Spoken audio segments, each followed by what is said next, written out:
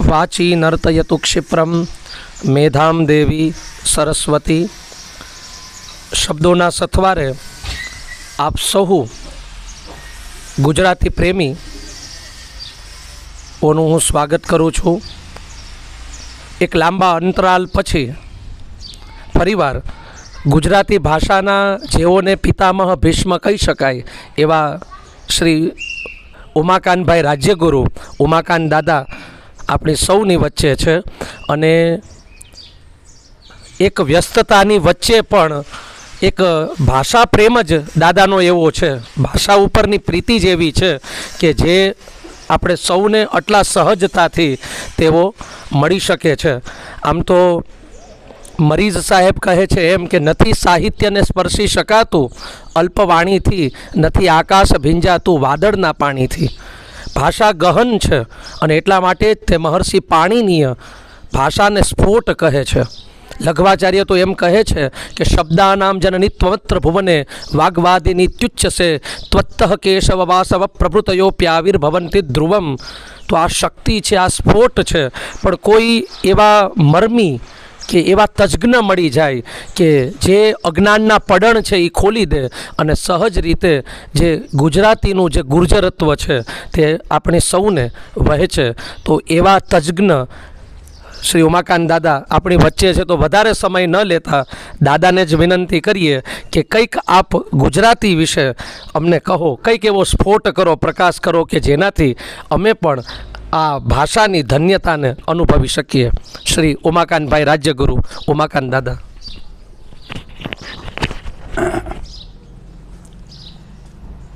સૌ ગુજરાતીને નમસ્કાર કરી પ્રારંભ કરું છું। ગુજરાતી શબ્દ વિશે આપણે વ્યુત્પત્તિ જોઈ ગયા છીએ, કઈ રીતે ગુર્જર ત્રાણ, ગુર્જર પ્રજાનું જેમણે રક્ષણ કર્યું છે। જો આપણે ત્યાં કોઈ પણ આવ્યો હોય એનું રક્ષણ આપણે કરીએ છીએ, અતિથિ સત્કાર આપણો વિશેષ છે, એટલે ગુર્જર પ્રજાનું પણ આપણે ત્રાણ કર્યું છે એ ગુજરાતી। હવે આ આપણી માતૃભાષા, ભલે નામ ગુજરાતી મળ્યું પણ ખરેખર એ સંસ્કૃતનું રૂપાંતર જ આપણે બોલીએ છીએ। આપણે જે વ્યુત્પત્તિનું કહીએ છીએ એ સંસ્કૃતમાંથી આપણા બધા શબ્દો ધીરે ધીરે રૂપાંતરિત થતાં આપણે અત્યારે બદલાયેલા સ્વરૂપવાળું ધ્વનિતંત્રવાળું સંસ્કૃત જ બોલીએ છીએ। એટલે આવી ગુજરાતી એ વિશેષ ભાષા છે। નમવું ગમે વળી વળી, શ્રવણે ગમે વળી વળી, એવી વિશેષી છે મળી। ગરવી ગુજરાતી, ગરવી ભાષા ગુજરાતી। તો આવી આપણને જ્યારે વિશેષ ભાષા મળી છે, જે વિશ્વનું સૌથી મોટામાં મોટું વિશેષ ભાષાકુળ એની પ્રતિનિધિ છે, જેનો લાંબો ઇતિહાસ પણ છે। બધાયનું સિક્કાઓ દ્વારા, તામ્રપત્રો દ્વારા, શિલાલેખો દ્વારા, જેનું ક્રમે ક્રમે બધાયનું લેખિત સ્વરૂપ પણ જે ભાષાનું છે તે ગુજરાતીમાં છે। અને એ રીતે ખરેખર આપણી ભાષા વિશેષ છે। અને એટલે જ મેં કહ્યું છે કે ગુજરાતી જો ચાહે ગુજરાતી તો ચોક્કસ વિકસે ગુજરાતી। જો ગુજરાતી પ્રજા એ ગુજરાતી ભાષાને પ્રેમ કરશે, જાણશે, માણશે તો ચોક્કસ એ ગુજરાતી ભાષા અને ગુજરાતી પ્રજા બંને વિકસશે। એટલે આપણે થોડોક આપણી માતૃભાષા વિશેનો આ વિશેષ માતા ગુણ છે તો એ વિશે વિશેષ આપણે અભિગમ કેળવવો જોઈએ, રાખીએ। માતૃભાષા માટે આટલું ઋણ આપણે અદા કરીએ, કારણ કે એ આપણા હાથમાં છે। આ આપણા ભાષા પ્રત્યે આપણે પેલું રાખવું એ આપણા હાથની વાત છે. તો આપણે જ આપણી માતૃભાષાની ઉપેક્ષા કેમ કરીએ છીએ? એટલે જરા અભિગમ બદલીએ. અભિગમ બદલવો પડે. બીજું, આપણે ગામોની નામોની વ્યુત્પત્તિ વિશે આપણે વિચારતા હતા. આપણે જોયું તો કે વ્યુત્પત્તિ તો ઘણીવાર ઇતિહાસ પણ આપે છે. જેમ કે ખરકડી ગામનું અક્ષરસહ કોઈને નથી મળતું, અક્ષસરક, એ ખરકડી આજનું એ વ્યુત્પત્તિ શોધી આપે છે. તો આ વ્યુત્પત્તિથી ઇતિહાસનો પણ ઉઘાડ થતો હોય છે. એટલે વિચાર કરવો જોઈએ. દાખલા તરીકે હું તળાજા રહું છું. તળાજાથી જાંજમેર જતાં પિથલપુર પછી રસ્તાથી ડાબા બાજુ એક ખૂબ દેવી છે. અચ્છા. તો મને એમ થયું કે આ ખૂબ દેવી કેમ? ખૂબ તો આપણો શબ્દ નથી સંસ્કૃતનો. બરાબર. એ ખૂબ તો અરબી ફારસી શબ્દ છે, અને આને વળી ખૂબ દેવી કેમ કીધી? તો એમાં જરા ઊંડા ઉતરતા આખું જાણવા મળ્યું કે જાંજમેરનું મોટું આખું શાસન હતું. આજે પણ જાંજમેરના કિલ્લાના અવશેષો છે. બરાબર. અને એ કિલ્લામાં 7 મૂર્તિઓ પણ છે, ખંડિત મૂર્તિઓનો. એ ગઢમાં એક જગ્યાએ ભેગી કરેલી મૂર્તિઓ છે. હવે એ મેં પૂછ્યું કે આ ખૂબ દેવીનું આમનું નામ ખૂબ કેમ? ત્યારે એમણે કહ્યું કે જ્યારે વિધર્મીઓનું આક્રમણ થયું, મુસ્લિમોનું, અને જો જેમ મોખડાજીને ઘોઘાથી પેલું થયું, માથું વઢાયું, અને પછી મથાવઢા અને મથાવડા શબ્દ આપણે જે જોઈ ગયા હતા, એ જ રીતે આખો સંહાર કરતાં કરતાં દરિયા કિનારે છેક સોમનાથ સુધી જાય છે. હવે એમાં આ જ્યારે જાંજમેર જ્યારે ભાંગ્યું ત્યારે એ ભાયાતોની 7 કન્યાઓ હતી. હવે આ બધું ભાંગ્યું ત્યારે એ 7માંથી એક છટકીને ભાગી ગઈ. બરાબર. એટલે એ બાકીનું તો બધું આધીન થઈ ગયું હોય, પણ એ ભાગતા ભાગતા આ છેક પિથલપુર પાસે પહોંચવા આવી અને લશ્કર એને પકડવા પાછળ પડ્યું.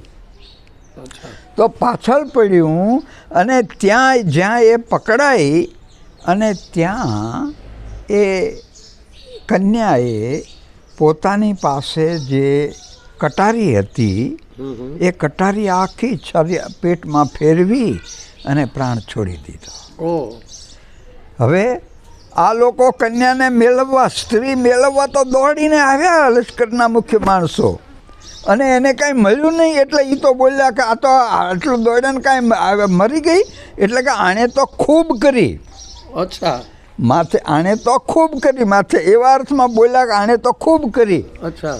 અને એટલે એનું નામ ખૂબ દેવી પડ્યું. પછી ત્યાં જે એના સંસ્કાર થયા, ત્યાં એની જે દેરી છે ને, એની ઉપર જે કબરને જેમ ફરતા ઓલા પગથિયાની જેમ નાના નાના સ્ટેપ હોય ને, એવી જ રીતે ઘુમ્મટમાં ઉપર સ્ટેપ છે, અને વચ્ચે કબરમાં ઉપસેલું હોય થોડુંક ત્રાસું, એવી રીતે ઉપસેલું છે. અચ્છા. એટલે આવી રીતે જો આપણે શબ્દો પાછળનો પેલું જાણવા પ્રયત્ન કરીએ, એક ગામનો એવો ઇતિહાસ છે. આપણી જે આખી વર્ષો જૂની, ગઢ જૂનો, હિમાલયથી પણ જૂનું એટલે આપણું સૌરાષ્ટ્ર છે. અચ્છા. તો ગામમાં એવો ઇતિહાસ પડ્યો છે. આપણને તર્ક થવો જોઈએ.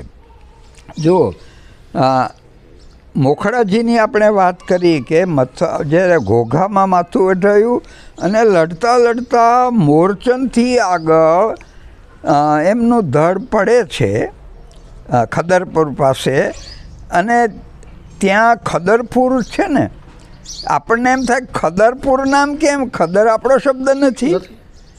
તો કે એ મૂળ શું થયેલું કે એ લશ્કર જ્યારે નીકળ્યું અને ખદરપુર એ મૂળ રાજપુર હતું. અચ્છા. આજે જૂનો એનો કિલ્લો છે અને એ જૂનો કિલ્લામાં ઊંચાણ ઉપર આખી જગ્યા છે, ફરતું ફરતું અત્યારે ગામ છે અને એ રાજપુર હતું. હવે આ જે અત્યારે તો બધું ગયું, પણ એમાં મુસ્લિમોનો એક ખદરખાન નામનો જે હતો યોદ્ધો એનો મુખ્ય, એ ત્યાં કપાયો. અચ્છા. એટલે એની ત્યાં કબર થઈ. હવે આ કબર એની થઈ ખદરની, ને આપણે તો બધા પૂજકો છીએ તરત, કાંઈ જૂનું યાદ ન કરીએ. આને શું ઇતિહાસ છે આનો, ઇતિહાસ તરફ આપણે બહુ વિશેષ દૃષ્ટિ કરતા નથી કે ઇતિહાસમાંથી કોઈ બોધપાઠ લેતા નથી. આપણે તો એને પૂજવા માંડ્યા, ખદરકારને માનતા માનવા માંડ્યા, ઓલું કરવા માંડ્યા. એનાથી ખદરપુર શબ્દ થઈ ગયો. આ એ ખદરપુર જ્યાં હરિદાસ બાપુ હતા, એણે આખી જગ્યા કરેલી, જેની જગ્યામાં જૂના ભીંતચિત્રો હમણાં સુધી હતા. હું ખોડીદાસભાઈને ત્યાં લઈ ગયેલો ભીંતચિત્રો જોવા માટે, અને એ ભીંતચિત્રો એ જગ્યામાં છે. એ વખતનું 1700 પછીનું સાહિત્ય પણ લખાયેલું છે કેટલુંય, એ ખદરપુરની જગ્યામાં છે. એટલે ગામે ગામના લોકોએ, શિક્ષકોએ આ એક અભિગમ કેળવવો જોઈએ કે જેટલું મળે એટલો જૂનો ઇતિહાસ ભેગો કરો. બરાબર છે. અને ઇતિહાસને જાણીને એને જાળવો. બરાબર છે. કે આપણા ગામનો શું ઇતિહાસ છે, આપણા ગામનું નામ કેવી રીતે આવ્યું, કેમ થયું. સાણોદર જુઓ, સાણોદર નામ છે. હવે એ મૂળ શબ્દ તે પદ્ર, એ વલ્લભી કાળમાં ગામ માટે વપરાતો શબ્દ છે. પદ્ર એમાંથી પાદર આવ્યો શબ્દ. અચ્છા, પાદર શબ્દ પદ્રમાંથી આવ્યો. અને જો ગામ માટે વપરાતો શબ્દ કે 1800 પાદરના ધણી કહેવાતા ભાવનગરના રાજા. બરાબર. પાદર એટલે માત્ર ગામનો છેડાનો ભાગ થોડો એવું નહીં. અચ્છા. પાદર એટલે આખું ગામ સૂચક શબ્દ છે. કેટલી અદ્ભુત વાત છે. પાદર એટલે પદ્ર શબ્દ, પદ્રમાંથી એ આવ્યો. એટલે એ સાંઢ પદ્ર એવું ગામ કે જ્યાં સાંઢ. હવે વલ્લભીના રાજાઓ એ શિવપૂજકો હતા, અને એને શિવપૂજક એનું લક્ષણ શું છે કે એના સાંઢ બહુ મોટા હતા. આજે પણ વલ્લભી બુદ્ધેશ્વરનો સાંઢ જુઓ, સાંઢીડા સણોસરા પાસે એનો સાંઢ જુઓ તમે, તો મોટો પથ્થરનો સાંઢ હોય. હવે એવો જ સાંઢ આ સાણોદરમાં છે. આપણે ગામમાં જઈએ રોડથી, પછી ઉગમણી તરફ જતાં એક ધાર જેવું છે ને ત્યાં એક જૂનું મંદિર હતું. હવે એ ત્યાં આખો મોટો જબરો સાંઢનું ખંડિત કરેલા સાંઢનું મોટું ત્યાં પડેલો છે. બીજું કે હાલ મુસ્લિમોએ જે તોડી નાખતા, બુત પરસ્ત એટલે એ મૂર્તિને તોડી નાખતા, એટલે એક મૂર્તિ જે શિવનું લિંગ હતું એને આમ માર્યું હશે કુવાડા જેવું, એટલે થોડોક ભાગ નીકળી ગયેલો છે. હવે આપણે ખંડિત મૂર્તિને પૂજીએ નહીં, એટલે બાજુમાં બીજું શિવલિંગ સાચું મૂક્યું છે, સારું. અને આ સાંઢને આપણે ખંડિત મૂર્તિ જે હોય એ દરિયામાં પધરાવી આવીએ, પણ આવડો મોટો સાંઢ જાય કેવી રીતે? એટલે આ વલ્લભીપુરનું જો સાંઢ પદ્ર, સાણ પનો વ થઈ જાય, સાણ વદ્દર, પછી વનો ઉ થઈ જાય, નવરાત્રિ નવ રાત્રિ, અને ઉનો ઓ થાય નોરતું. એ જ રીતે સાંઢ પદ્ર, સાણ વદ્દર, સાણ ઉદર, અને ઉનો ઓ થઈને સાણોદર શબ્દ બન્યો. એક આ ગામના જૂના નામો વિશે વલ્લભી કાળના ઉલ્લેખિત નામો જે છે એ નામોનો એક નકશો એ ગાંધી સ્મૃતિના પેલા સંગ્રહાલયમાં હતો. અચ્છા. અને એ સંગ્રહાલયમાં ક્યાં ક્યાં કયા ગામોનો ઉલ્લેખ વલભીમાં છે એનું છે. તો એમાં ત્રિણીશ જ્ઞાનનું નામ છે ત્રિણીશ. તો ત્રિણીશ એટલે તણસા. અચ્છા.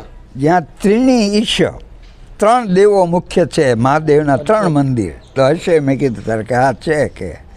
તો એ તણસા કુક્કુટ ગ્રામ. કુક્કુટ. તો કુકડ ગામ છે. તો તાપસીય ત્રાપજ જો એ મૂળ નામ તાપસને આપેલું, તાપસનું ગામ તે તાપસીય. હવે યનો જ થઈ જાય. બરાબર. તાપ ઈજ તાપજ. હવે જો તાપીજ થયું, પણ એ રકારનો પ્રક્ષેપ આપણે કરીએ. દાખલા તરીકે કોટીમાં ક્યાંય કરોડ ર છે જ નહીં, પણ કોટી, કોડી, કઓડી, તો કરોડ. બરાબર. જો રકારનો પ્રક્ષેપ થાય ક્યાં બાત. એટલે તાપસીય તાપસીજ તાપીજ તાપજ અને એમાંથી ત્રાપજ આવ્યું. એટલે આ એકે એક ગામોની પાછળ એનો ઇતિહાસ છપાયેલો છે. એટલે હજી આગળ ઓલું કરવું છે કે બ્રેક પાડવો છે? દાદા અદ્ભુત. દાદા આપની આજે અસ્ફુટ વાગધારા છે, અને જેમ મહાભારતમાં પિતામહ ભીષ્મની ઉંમર તો એવું કહેવાય છે કે 175 કે 185 વર્ષના હતા, પણ તેઓ શંખ વગાડતા. અને ત્યારે મહર્ષિ વેદવ્યાસજી એવું વિશેષણ મૂકે છે શ્લોકમાં કે 25 વર્ષનો યુવાન જે અદાથી, જે સ્ફૂર્તિથી શંખ નાદ કરતો હોય, તેવી કંઈક શોભા છે એ પિતામહ ભીષ્મની હતી. બસ તેવું આપને કહેવાનું મન થાય કે આપ જ્યારે બોલતા હોવ ત્યારે આમ તમારા જે વાણી પ્રવાહને ઝીલવું, અને ખરેખર જે ભાષા પ્રેમીઓ છે એના માટે તો આ એક અમૂલક ખજાનો એને મળી ગયો છે કે એક એક ગામના ઇતિહાસ, એની પાછળ રહેલો શબ્દ, અને આ ઇતિહાસ જો બરાબર જાણવી લેવામાં આવે તો ઘણું બધું છે તે સહજતાથી પ્રાપ્ત થાય છે. તો ફરી વાર ધન્યવાદ. એક લાંબા સમય બાદ આપણે જ્યારે મળ્યા છીએ, અને ત્યારે એક આનંદ સાથે, અને ફરીવાર આવી ભાષાની, શબ્દ દર્શનની આવી વાતો સાથે ફરીવાર મળશું. ત્યાં સુધી દાદા આપને પ્રણામ, અને દર્શકો પાસેથી પણ અમે રજા લઈએ છીએ. અને ફરીવાર એક અહીંયા યાદ કરી દો, જ્હોન એલિયા હિન્દીના જે કવિ થઈ ગયા, ને તે બહુ અદ્ભુત વાત કરે છે કે સિર્ફ બાતોं से कौन यहाँ सीखा है, सिर्फ बातों से कौन यहाँ सीखा है, જીવન મેં એક હાદસા જરૂરી હૈ. એમ જીવનમાં એક અનુભૂતિ મળી જાય. એટલે દાદા આપના જે શબ્દોની અનુભૂતિ છે, દર્શન સાથે અનુભૂતિ, તો ખરા અર્થમાં આ ભાવેણું અને ગુજરાત ભાગ્યશાળી છે કે આપ જેવા મુઠ્ઠી ઉંચેરા વ્યક્તિત્વો છે તે છે. આજે પણ દાદા છે તે તળાજા તેઓ રહે છે, અને ક્યારેક ભાવનગર આવે, અને આવી રીતે તેઓ એમના વ્યસ્ત સમયમાં પણ અમને બધાને લાભ આપે છે. અને કંઈક આ ભાષાનું કામ છે એ પ્રસરાય તો ગુજરાતી તરીકે લાઇક, શેર અને સબસ્ક્રાઈબ આપણે કરતા રહીશું, અને આવા વિડીયો સાંભળી અને કેરી ફોરવર્ડ કરશું તો ખરા અર્થમાં આ જ રાષ્ટ્રવાદ થશે. આપણી આ જે પરંપરા, સંસ્કૃતિ છે તે એક પેઢીથી બીજી પેઢી સુધી પહોંચે, તેનું હસ્તાંતરણ થાય, ત્યારે ખરા અર્થમાં રજવાડામાં અજવાળું થશે. અસ્તુ. નમો નમઃ.